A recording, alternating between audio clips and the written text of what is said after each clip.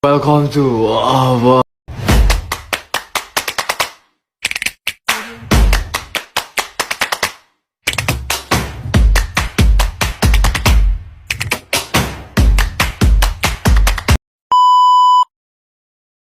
Assalamualaikum warahmatullahi wabarakatuh. Hai semuanya. Perkenalkan, nama saya Devi Wulansari dari program studi perbankan syariah semester 6. Jadi, dalam video kali ini, saya akan membahas mengenai analisis laporan keuangan dan beberapa pokok-pokok pembahasan lainnya. Tunggu apa lagi? Yuk, simak penjelasannya.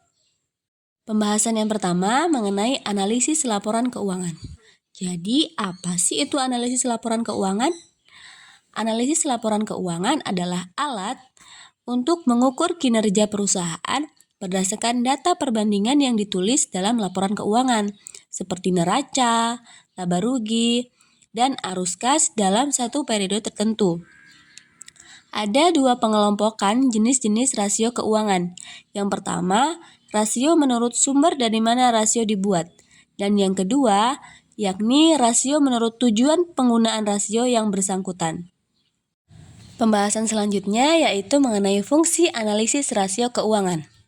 Yang pertama, melihat tren kinerja perusahaan dalam satu periode tertentu. Yang kedua, bahan evaluasi sumber daya perusahaan seperti supplier, peralatan, proses produksi, bahkan karyawan itu sendiri. Yang ketiga, analisis kekuatan internal dan kemampuan daya saing perusahaan dengan kompetitor. Dan yang keempat, sebagai acuan investor untuk memilih perusahaan dan sebagai bahan pertimbangan kreditur. Pembahasan yang selanjutnya yaitu mengenai analisis perubahan pendapatan. Jadi apa sih pentingnya analisis perubahan pendapatan? Analisis perubahan pendapatan merupakan analisa yang menganalisis setiap pos-pos di laporan laba rugi, yang secara terperinci sangat penting karena keberhasilan perusahaan dalam jangka panjang akan tergantung pada realisasi keuntungan, sehingga mengetahui sebab-sebab perubahan tersebut, baik perubahan yang menguntungkan maupun perubahan yang tidak menguntungkan, sehingga akan dapat diambil kesimpulan dan diambil tindakan seperlunya untuk periode-periode berikutnya. Selanjutnya yaitu mengenai analisis perubahan laba kotor. Pengertian analisis perubahan laba kotor adalah analisa atau evaluasi yang dilakukan oleh manajemen untuk mencari dan mengetahui sebab-sebab terjadinya perubahan laba kotor suatu perusahaan dalam periode ke periode. Pada dasarnya, perubahan laba kotor disebabkan oleh dua faktor. Faktor pertama adalah penjualan, di mana hasil penjualan disebabkan oleh perubahan harga persatuan produk dan perubahan kuantitas atau volume produk yang dijual atau dihasilkan. Dan yang kedua adalah harga pokok penjualan. Perubahan harga pokok penjualan disebabkan oleh perubahan harga pokok rata-rata persatuan dan perubahan kuantitas atau volume produk yang dijual atau dihasilkan. Pembahasan yang selanjutnya yaitu mengenai manfaat analisis laba kotor. Yang pertama, mengetahui penyebab turunnya harga jual. Yang kedua, mengetahui penyebab naiknya harga. Yang ketiga, mengetahui penyebab naiknya harga pokok penjualan. Dan yang keempat, mengetahui penyebab turunnya harga pokok penjualan. Pembahasan yang selanjutnya yaitu mengenai analisis titik impas atau break-even point. Break-even point adalah posisi di mana perusahaan tidak memperoleh laba dan tidak menderita kerugian. Break-even point sangat penting bagi manajemen untuk mengambil keputusan untuk menarik produk atau mengembangkan produk, dan juga untuk menutup anak perusahaan yang tidak menguntungkan. Selanjutnya yaitu mengenai metode perhitungan titik impas. Yang pertama ada metode break-even point per unit. Metode ini merupakan tolak ukur dari nominal biaya tetap yang kemudian dibagi dengan harga per unit sehingga dikurangi biaya variabel. Yang kedua yaitu metode break-even point per penjualan.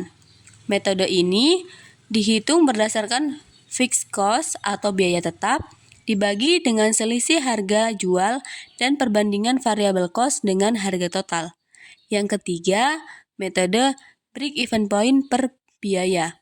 Dengan menggunakan metode ini, Break-even point dihitung berdasarkan biaya pokok, dikurangi margin laba dan harga jual.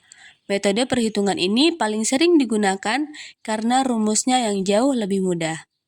Pembahasan yang selanjutnya yaitu mengenai analisis kredit. Pertama, perhitungan kebutuhan kredit dan daftar anggaran kredit. Perhitungan kebutuhan kredit adalah proses untuk menentukan jumlah dana yang diperlukan oleh individu atau entitas untuk membiayai tujuan atau proyek tertentu. Misalnya dalam kasus ini adalah nasabah bank. Terkadang, nasabah mengajukan kredit dengan jumlah tertentu yang tidak sesuai dengan kebutuhan yang sebenarnya. Tak jarang pula, bank menolak memberikan jumlah yang diinginkan oleh nasabah dengan alasan memang jumlah yang dibutuhkan melebihi dari yang diminta. Untuk itu, dalam hal memutuskan kredit pihak perbankan, memerlukan suatu perhitungan agar kebutuhan yang diinginkan sesuai dengan kebutuhan yang sesungguhnya. Pembahasan yang selanjutnya yaitu mengenai analisis kinerja keuangan. Yang pertama, pengertian kinerja keuangan.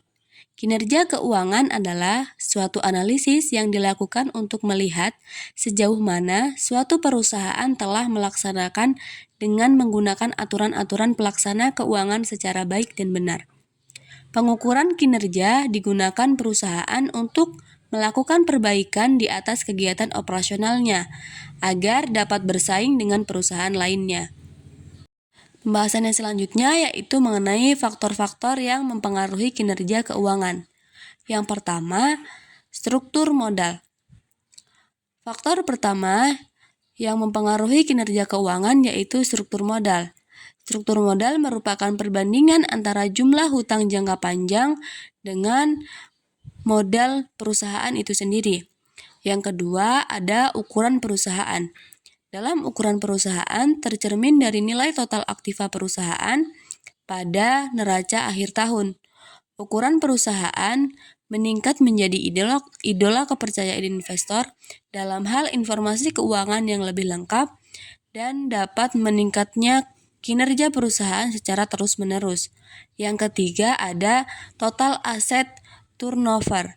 Rasio ini menjelaskan tingkat ketepatan cara total aktiva perusahaan dalam menjalankan proses penjualan atau memberi petunjuk putaran aset dalam kurun waktu tertentu. Sekian penjelasan dari saya. See you next video. Bye.